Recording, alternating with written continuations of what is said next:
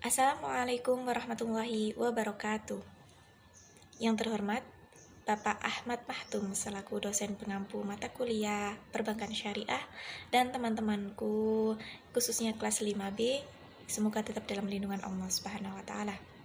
Dalam video edukasi kali ini, saya dan teman-teman saya dari kelompok 4 akan menjelaskan tentang murabaha dan mekanismenya.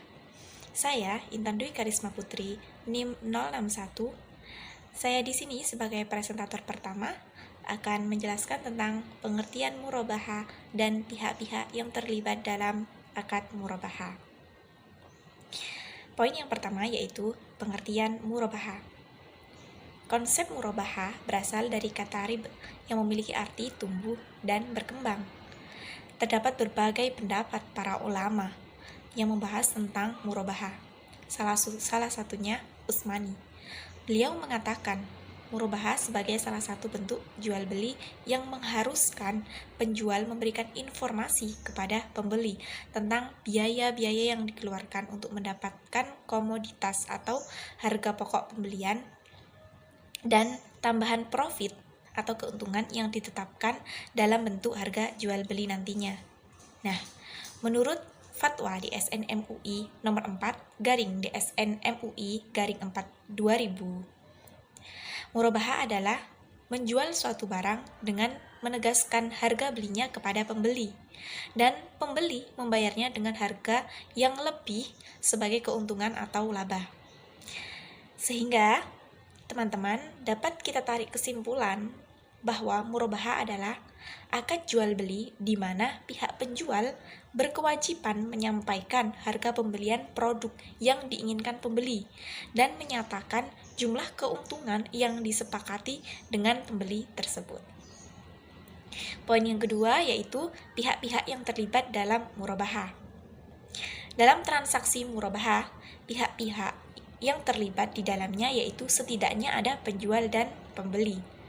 Dalam transaksi murabaha, pihak atau pelaku disyaratkan sudah memiliki kompetensi, yaitu akil atau akil balik dan kemampuan untuk memilih secara optimal, seperti tidak gila, tidak sedang, dipaksa, dan lainnya. Namun di sisi lain, ada juga pihak perantara dalam akad murabaha. Namun semua itu tergantung akad dan proses transaksi di dalamnya. Baik, Assalamualaikum warahmatullahi wabarakatuh. Di sini saya akan menunjukkan presentasi di teman-teman tentang dasar hukum pelaksanaan akad murabaha yang diambil dari berbagai sumber utama hukum Islam.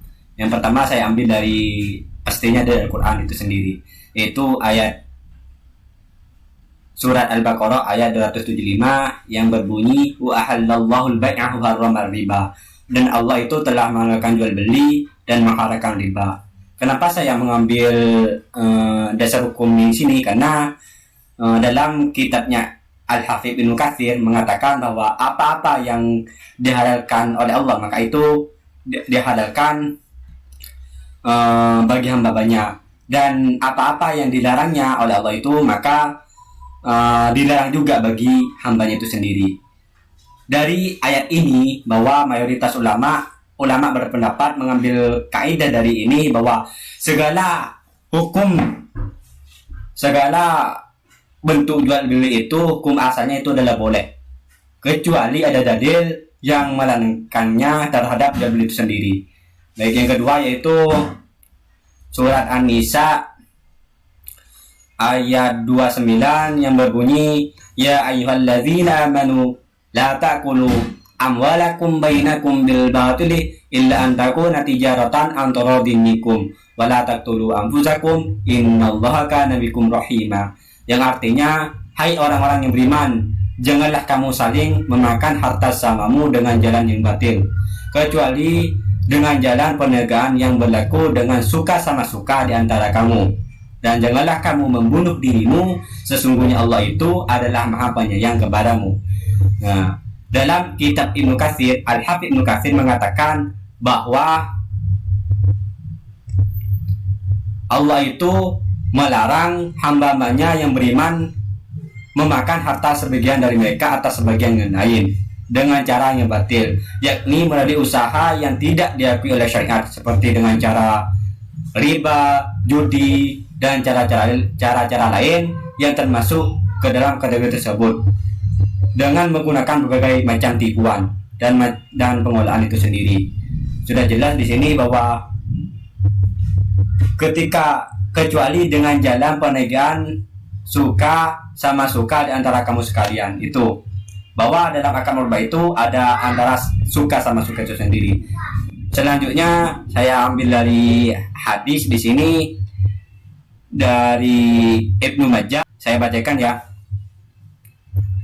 Aisy'aibin radhiyallahu anhu anna an-nabiy sallallahu alaihi wasallam qala talatun fihinna al-barakatuh al-bai'u ila ajalin wal maqradatu al-burri bisya'iri lil baiti la lil bai'i. Rawahu Ibnu Majah. Di sini artinya bahwa diriwayatkan oleh Syuaib radhiyallahu an bahwa Rasulullah SAW pernah bersabda, 3 hal yang mengandung berkah itu jual beli secara tidak tunai, muqaradah atau disebut sekarang itu mudharabah, dan mencampur gandum dengan tepung untuk keperluan rumah tangga, bukan untuk dijual itu sendiri. Dan selanjutnya dari ijma'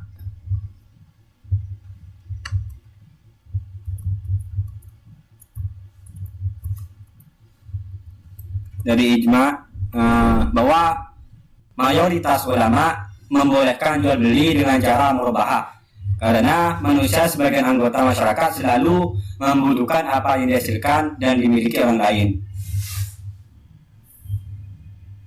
Di sini Imam Syafi'i, kita sudah tahu bahwa Imam Syafi'i itu adalah salah satu imam yang kita ikuti, yaitu yang madhab arba'in. Yang pertama, beliau mengatakan bahwa Imam Syafi'i berpendapat bahwa jika seseorang menunjukkan komoditas kepada seorang dan mengatakan, kamu beli untukku, aku akan berikan keuntungan begini, kemudian orang itu membelinya, maka transaksi itu sah. Karena di antara itu ada suka sama suka, dan antara suka dan rela lah, itu antara ada kesuka sama suka itu. Dan selanjutnya, karena di sini ijma ulama sudah sepakat bahwa akad murabah itu dibolehkan. Itu selanjutnya dari ketiga sumber tersebut, selanjutnya dari fatwa MUI Majelis Ulama Indonesia mengeluarkan fatwa juga.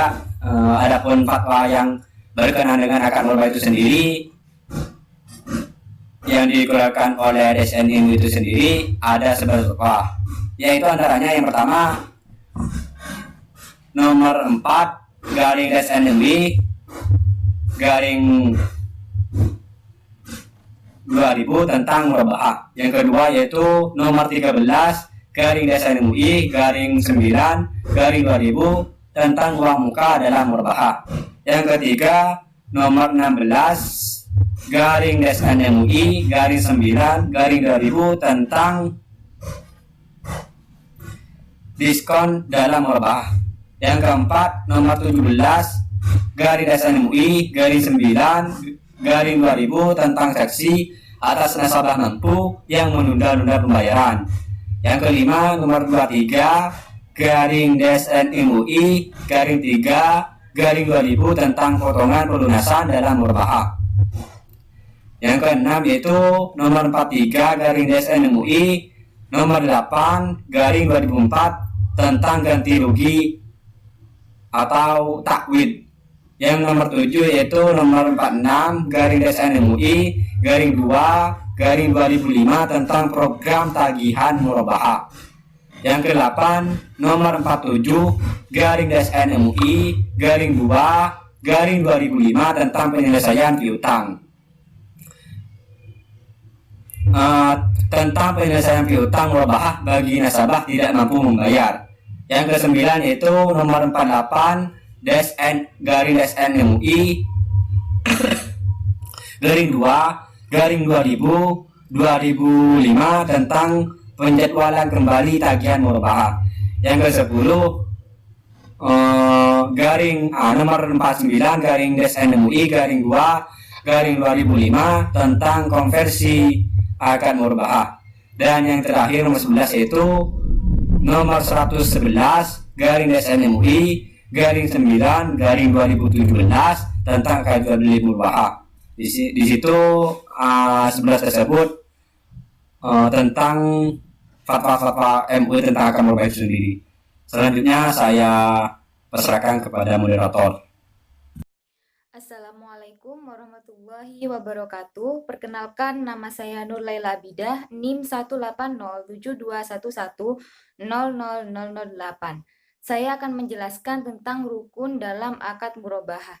Di sini yang pertama harus ada penjual atau bai, yang merupakan seseorang yang menyediakan suatu alat komoditas atau barang yang akan diperjualbelikan kepada konsumennya atau nasabahnya. Nah, di sini yang kedua ada pembeli atau al-mushtari, yaitu merupakan seseorang yang membutuhkan barang untuk kemudian digunakan dan bisa didapat ketika ia melakukan transaksi dengan si penjual tadi. Nah, yang ketiga di sini ada barang atau al-mabi, yaitu barang atau sesuatu yang diperjualbelikan dan merupakan salah satu unsur terpenting demi lancarnya atau terjadinya transaksi tersebut tadi. Yang keempat di sini ada harga. Harga ini juga merupakan unsur penting dalam jual beli karena menjadi suatu nilai tukar dari barang atau sesuatu yang akan atau sudah diperjualbelikan tadi. Selanjutnya yang kelima di sini ada ijab kabul. Nah, menurut para ulama fikih sepakat menyatakan bahwa unsur utama dari jual beli ini adalah kerelaan di antara kedua belah pihak. Maka kerelaan ini dapat dilihat dari ijab kabul yang dilangsungkan tadi antara si penjual dan si pembeli itu. Ijab kabul ini perlu diungkapkan secara jelas dan transaksi yang bersifat mengikat di antara kedua belah pihak. Sehingga jika suatu saat atau di kemudian hari terjadi sesuatu yang tidak diinginkan, itu maka dapat dipertanggungjawabkan oleh kedua belah pihak yang bertransaksi atau berakad tersebut. Mungkin hanya itu yang dapat saya sampaikan, selanjutnya akan dijelaskan oleh teman saya. Assalamualaikum warahmatullahi wabarakatuh. Perkenalkan, nama saya Jumriyah, NIM 062. Di sini saya akan menjelaskan tentang syarat-syarat murabahah.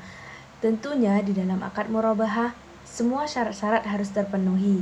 Yang pertama, kontrak pertama harus sah sesuai dengan rukun yang ditetapkan. Jadi dalam akad murabahah ini rukun harus terpenuhi terdahulu dan harus sah. Selanjutnya baru dapat melakukan syarat-syarat yang terdapat di dalam akad murabahah. Dan yang kedua yaitu kedua pihak yang mengadakan persetujuan ijab dan kabul.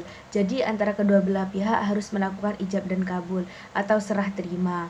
Yang ketiga, harga awal diketahui. Artinya penjual harus memberitahu kepada pembeli bahwasannya harga yang ia beli itu berapa kayak gitu. Jadi di dalam syarat akad murabahah ini harus jelas. Harga awalnya itu harus diketahui oleh kedua belah pihak. Yang keempat yaitu laba harus diketahui oleh kedua belah pihak. Jadi ini berkaitan dengan yang tadi. Semisal harganya itu diketahui oleh kedua belah pihak, maka untuk untuk laba atau keuntungannya juga harus diberitahukan oleh kedua belah pihak.